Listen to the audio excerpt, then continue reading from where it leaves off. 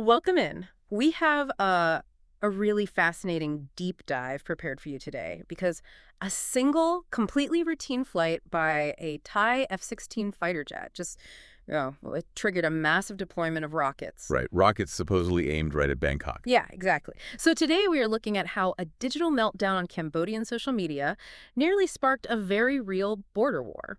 We're going to sift through the rumors, look at the specific military maneuvers, actual hardware they're rolling out, and some surprising humanitarian operations happening right beneath all the chaos. Yeah, and the spark for all this was just incredibly mundane. I mean, that standard Thai training flight was spun by Cambodian influencers into this massive provocation. Right. It's like your neighbor rolling a tank into their driveway just because you turned on your porch light. Exactly. I mean, suddenly we saw this highly publicized military buildup in the real world.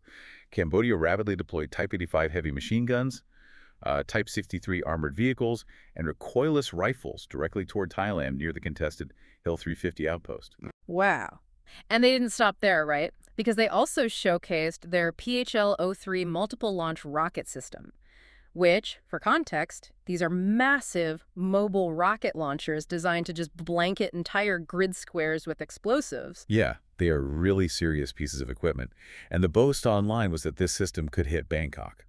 Which is, what, 650 kilometers away? Right. But the actual range of those rockets is really only about 120 to 150 kilometers. Wait, so they're claiming a weapon and travel 500 kilometers further than it actually can? I mean, that feels less like a real military strategy and more like, I don't know, an insecure animal puffing up its chest. Yeah, well, inflating your weapons capabilities is a really classic domestic signaling tactic. So it's basically a show of force for their own people. Exactly. Is this exaggerated display meant to actually intimidate Thailand, or is it domestic?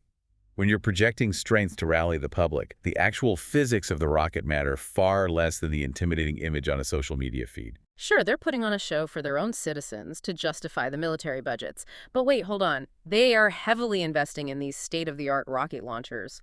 But according to the reports, their foot soldiers at the border are literally stepping on their own freshly laid landmines. Yeah, it's tragically chaotic on the ground. It really comes down to rapid troop rotations, operating without basic handover protocols. How does the logistics gap even get that wide? Well, units are being shoveled to border outposts like Waita Maria so quickly that communication just completely breaks down. The outgoing unit isn't passing down the updated hazard maps to the new guys. Oh my gosh, so new soldiers are walking blindly into minefields laid by their own side just days prior? Yes, and while they are mismanaging lethal explosives, the troops on the ground are engaging in these bizarre psychological tactics, like they are intentionally sweeping leaves right up against the Thai barbed wire just to provoke a reaction from the border guards. Sweeping leaves. Seriously. You can buy all the high-tech, big-ticket hardware you want, but if you can't map a hazard zone or communicate between shift changes, none of it matters. Right, if your foundational operational discipline is flawed, that technology doesn't make you a more capable military. It just makes the area more dangerous. Well, the tragic irony of all this high-tech posturing is that the actual threat at this border isn't the military at all. It's what's happening right under their noses. Real citizens are caught in the middle of these zones. Yeah, the contrast is stark. While the top brass flaunt artillery online, Thai security forces down at the Arunaprathet border crossing are managing quiet, life-saving operations. Which is a huge detail here. They recently extracted 49 Thai nationals from Cambodia, right? Rescuing them from human trafficking and online scam syndicates operating in the region. Right. The true threat isn't always the army across the line. Often, it's the invisible criminal networks exploiting the people hiding in the shadows of that geopolitical conflict. Exactly. You have two nations glaring at each other over physical borderlines in the dirt, threatening each other with heavy artillery.